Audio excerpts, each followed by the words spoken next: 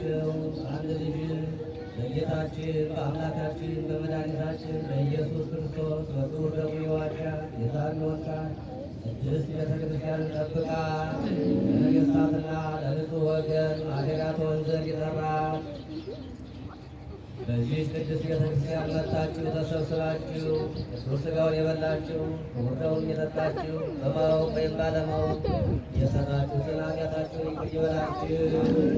ሥጋ መለኮት ስለሚባል ሥጋ የሕግና የሥርዓት ደም ስለሚሆን ደሙ የአሸናፊ የእግዚአብሔር ልጅ በድንጋሌ ሥጋ በድንጋሌ ሕሊና እትምት የምትሆን የማርያም ልጅ ኢየሱስ ክርስቶስ ባለፈው ይቅር ይበላችሁ፣ በሚመጣው የሚጠብቃችሁ ለዘላለሙ።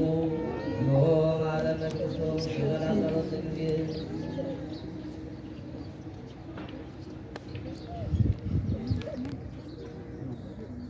ስለ እናቱ ስለ ድንግል ማርያም ብሎ ይምረን ዘንድ በእንተ እግዝእትነ ማርያም ማረነ ክርስቶስ ይበል።